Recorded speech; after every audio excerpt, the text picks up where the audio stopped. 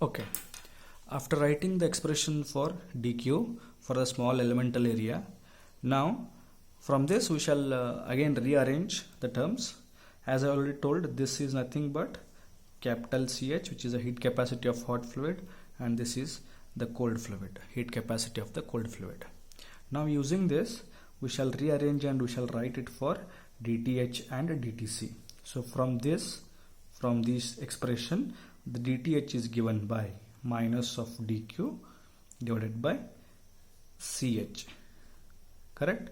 So this minus will come here, that divided by ch is what is dTh. On this side, now you consider these two, okay? Then again from this I want dTc, so dTc therefore is equal to dq divided by cc. This is one more expression. So dTh and dTc are obtained, and I hope you might be knowing already that why I wrote these two expressions for dTh and dTc.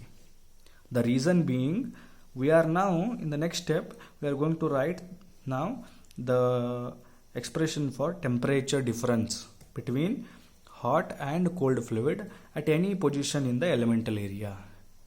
So at any position, let us say the temperature difference between hot and cold fluid as delta T. Okay, so we call it as a local temperature difference, which is given by the local temperature of the hot fluid, call it as Th, minus the local temperature of the cold fluid, Tc. So Th minus Tc at any position in the given area is nothing but it is a local temperature difference, delta T. Say it as equation 1. Now as usual, differentiate this equation 1, we can write it as d of delta T is equal to dTh minus dTc. Now you can see there is a term dTh and dTc. So we can replace these two from the previous expressions for dTh and dTc. So substituting the values of dTh and dTc from the above expressions in equation, say it is equation 2, we get. Okay, so I can write it as d of delta T is equal to, so dTh is nothing but minus of dq by ch minus, then what should be written, then you have to write dTc. So dTc is nothing but dq by cc. Okay, now you see in this minus dq is found to be common, so taking it as common we can write it as 1 by ch. Okay, minus is taken common, so it will be plus 1 by cc. We are going to get it as d of delta T. Now we already know that dq is nothing but, you can rewrite it as u into the elemental area dA into the local temperature difference, that is delta T. So dq is nothing but this term. So I will write like this. So that multiplied by 1 by ch plus 1 by cc. So that should be equal to d of delta T on the LHS. Now I will again bring this delta T to the other side. So I can rewrite it as d of delta T divided by delta T, okay, should be equal to minus u into 1 by ch plus 1 by cc. Then I can write it as dA. So this dA, u and this bracket, dA, u and this bracket. Okay, right. Now next step, again integrating the above expression, with respect to their limits. So here, as you already familiar, since u and this bracket terms are constants, I have taken them outside the integral and I want to integrate it to only the variable called as dA on the RHS to the limits 0 to a. And here the limits are, as you already know, it is delta T1 to delta T2. Now, after integrating on the LHS, it is in the form d of integration of dx by x, which is nothing but ln of x. So here x is delta t. So therefore, on LHS, we are going to get ln of delta t to the limits delta t1 to delta t2. Okay. So that should be equal to minus u. So now integration of dA is a to the limits 0 to a. So 0 to a, then you are going to have the bracket terms 1 by ch plus 1 by cc can be written. So now applying the limits, so ln of delta t upper limit delta t2 minus ln of delta t1.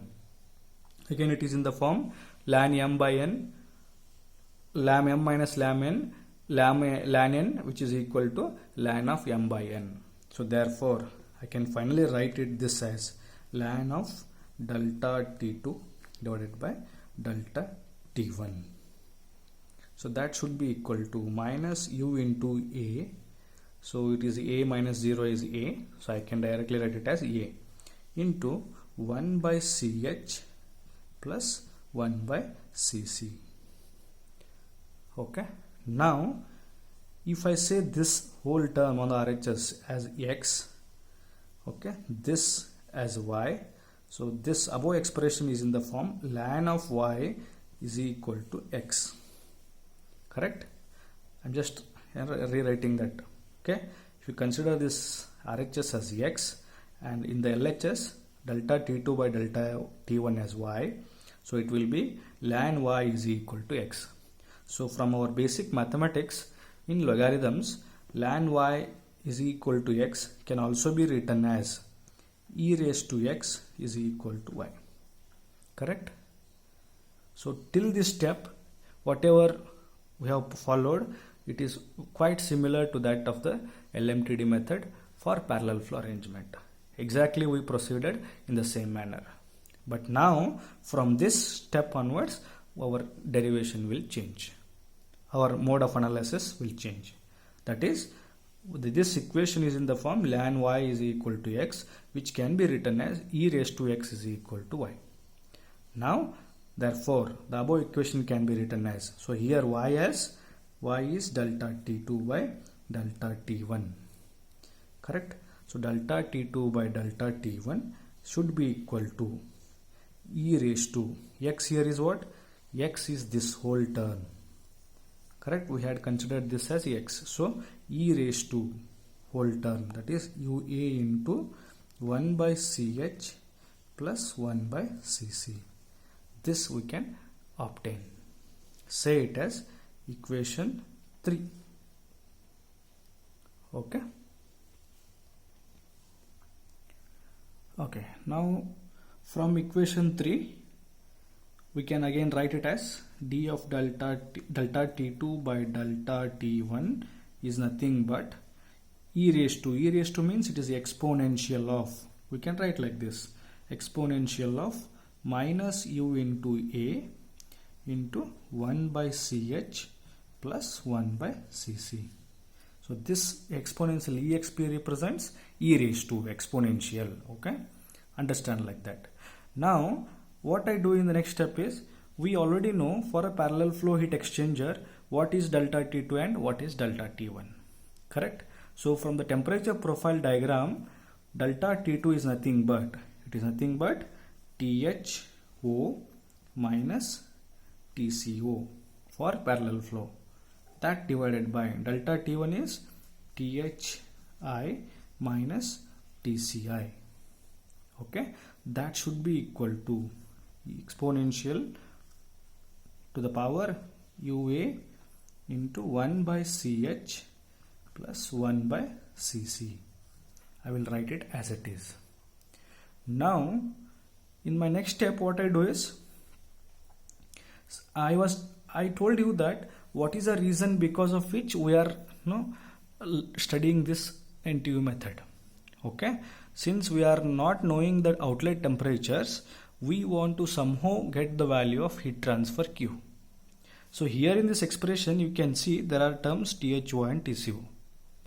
So somehow you need to eliminate these two terms by introducing some other parameter which are known to us, so that we finally arrive at an expression with which we can obtain the expression for rate of heat transfer. So in my next step, I will try to replace THO and TCO. Okay, so in the previous session, I have already given you the expressions for THO and TCO in terms of effectiveness of the given heat exchanger. So recalling them, we can directly substitute those expressions for THO and TCO in this expression. Let's see what we are going to get.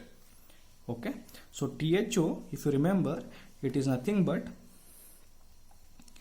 THI minus of effectiveness into C min divided by CH multiplied by THI minus TCI. So this whole term is THO minus, next let us write it for TCO. TCO was given by TCI plus something. What is that something? TCI is effectiveness into C min again divided by CC into THI minus TCI. It is what is TCO. So this term is THO and this term is TCO. So this divided by THI minus TCI. Now let us keep the RHS, this RHS as it is for time being. So because of lack of space here, I will only simplify LHS now. Okay, later on I will include the RHS. Okay, now let us simplify this LHS, what we have written. You can see in this THI minus TCI here and THI minus TCI here. They are being found common. Okay, so you can take all of them, take the THI minus TCI as a common throughout the numerator. Let's see what we are going to get. Before I do that, now this THI and this TCI, I'll bring it to the one side so that that can also be taken common. So THI minus TCI minus of this minus of this.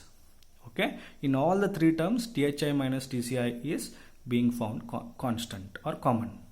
So let's take it outside.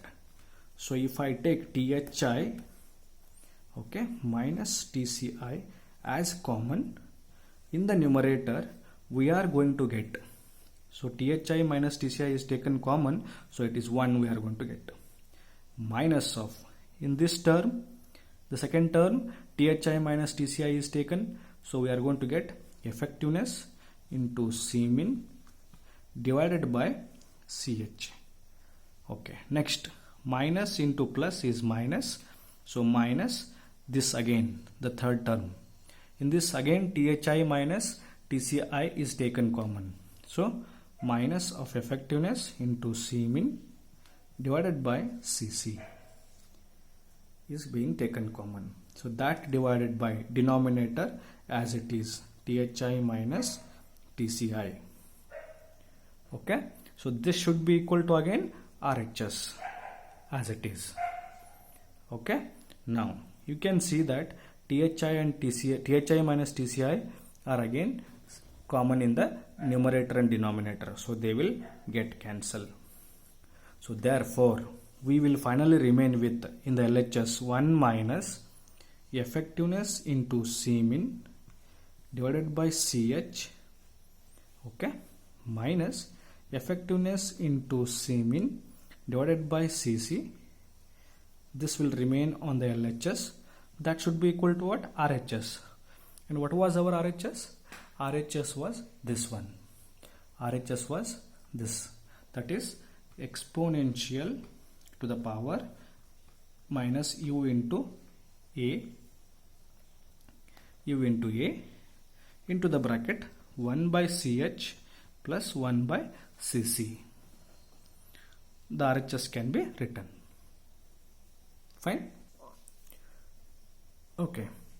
Now let's suppose that among the two heat capacities, that is CH and CC, if I suppose that CH is less than CC, I repeat, if we suppose CH, which is a heat capacity of hot fluid, is considered to be lesser than the CC, then CH is nothing but it will be our Cmin, and CC by default it will be Cmax. Please remember this. When we compare the two heat capacities, which one is less, that we call it as Cmin, and the later one, other one, will be obviously become called as Cmax. Okay, so here the condition what I am considering is, if we are considering CH to be less than CC, then CH is Cmin and CC will be Cmax. And also the ratio of Cmin by Cmax is called as capacity ratio. I repeat, the ratio of Cmin to that of Cmax is called as capacity ratio, which is represented as capital C. So I'll write it here, capacity ratio. Okay, so I have now introduced you three terms. One is Cmin, Cmax and C. Okay, so this all we decided based on this condition, CH is being lesser than CC. Now on the other way, if you consider CC to be less than CH, that time CC becomes Cmin and CH becomes Cmax. And this definition for C, capacity ratio, will be same, Cmin by Cmax always. Okay, so let us stick to this first. Let us think that CH is less than CC. Okay, then the previous expression, let me write it again, 1 minus effectiveness into Cmin. Okay, now since we have considered CH to be lesser than CC, okay, now by in the previous expression it should be effectiveness into Cmin divided by CH. So CH is what now? It is Cmin. So I can introduce now it as Cmin. Okay, minus effectiveness into Cmin divided by Cc. Now since Cc is Cmax, okay, so I will write it as Cmax. This all term is on LHS, so that should be equal to exponential. Now I will again write it as e to the power u into a, okay, into, now 1 by ch is nothing but 1 by Cmin, correct, plus 1 by Cc means 1 by Cmax. Okay, we can write like this. Now here in the LHS, Cmin and Cmin will get cancelled, and what is this Cmin by Cmax? This is nothing but capital C, correct? So I can rewrite the LHS as 1 minus effectiveness into Cmin by Cmax is capital C. So I'll write it as capital C. So this is what we are going to get on the LHS. That should be equal to e raised to minus u into a. Now from this bracket I will take 1 by Cmin as common. If I take from the bracket 1 by Cmin common, then we are going to get the first term 1 by Cmin is taken common, so it will be 1 plus the second term will be Cmin by Cmax we are going to get. Okay, so therefore you can see this again, 1 minus, now in these two terms effectiveness, that is epsilon, is being found common, so you can take it outside, so it will be 1 minus epsilon into, minus epsilon is taken common, it will become 1 plus c. That should be equal to e raised to or exponential raised to. Now I will write or I will define a new term called as NTU, which is given by u a divided by Cmin. So I will replace this whole term, okay, ua divided by Cmin as NTU. U, that multiplied by 1 plus, what is C min by C max? It is, by definition here, it is a capacity ratio. So 1 plus C, correct? So that is nothing but, now what I'll do is, you can write before that, here I have taken where NTU is nothing but it is UA divided by C min. So NTU is defined as UA divided by C min, and it is abbreviated as number of transfer units. Okay, now with that in the mind, we shall further simplify it. So what I'll do is, I'll bring this exponential term to this side and this effectiveness term to the other side, because ultimately I am trying to generate an expression for effectiveness.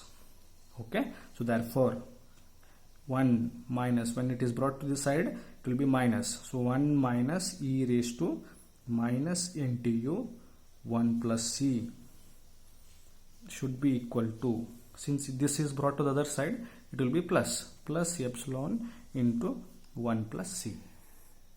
So I want an expression for effectiveness.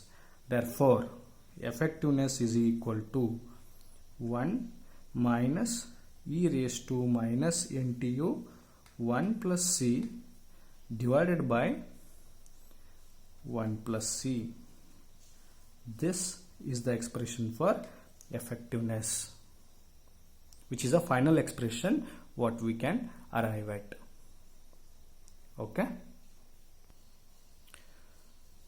so that equation will result us an expression for the effectiveness of a parallel flow heat exchanger.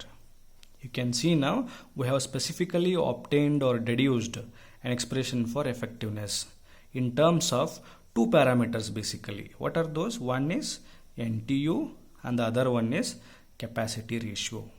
Can you see that the effectiveness now is a function of NTU and C? And for the information, what are NTU and C? NTU is called as a number of transfer units, which is given by UA divided by C min. Okay, and what is this capital C? Capital C is called as capacity ratio, which is given by C min by C max. Okay, so if you can know the values of NTU and C, then by using this expression for parallel flow, you can very easily get to know the value of effectiveness. Correct? You can very easily get to know the value of effectiveness. And once effectiveness is known, please note, once you know that you get the value of effectiveness from the above equation, then by the basic definition of effectiveness, we can write it as ratio of Q actual to that of Q max. Correct? This is a basic definition. So Q actual is nothing but either the heat lost by the hot fluid or heat gained by the cold fluid, which is in general we write it as Q. So Q divided by Q max is what? It is C min into THI minus TCI. So now you see this equation, you have calculated the value of effectiveness by using this relation which is obtained. Then once that value is obtained, you can substitute in the basic formula for effectiveness, which is equal to Q divided by Q max. And here C min is known to you, THI and TCI are the inlet temperatures which are already known to us. So you can very easily calculate Q, which is given by what? Q is effectiveness times Q max, where Q max is this relation. Correct? So here the final objective, what was our heat transfer rate, which is supposed to be calculated, can be now is easily calculated using this final expression. So this is made possible by NTU method, where we initially find the value of effectiveness. Then using that value, by the basic definition, we can calculate finally what is the rate of heat transfer Q. Correct? So this was all being done when we are only known with the inlet temperatures THI and TCI. So in this NTU method, you need not to know the values of THO and TCO. With the unknown values of THO and TCO, even though we can calculate the value of Q, correct, by using this expression which is obtained for parallel flow. Okay, that's how we have to understand this method of analysis. I hope this description and the derivation is clear. In the examination, most of the times this derivation for NTU method for parallel flow will be generally asked. So you should be in a position to derive this equation. Now in the same manner, even we can derive the expression for effectiveness for the counter flow heat exchanger. Okay, using which again we can find the value of Q for counter flow heat exchanger. So these two we are doing it when we are not knowing the values of THO and TCO, or whenever the inlet conditions are known to us and the outlet conditions are not known, that time we go for this kind of analysis. Thereby we can calculate what is the rate of heat transfer between the two fluids in a given heat exchanger. Okay, in my next session I will try to deduce the expression for effectiveness for the counter flow using again NTU method. Okay, thank you.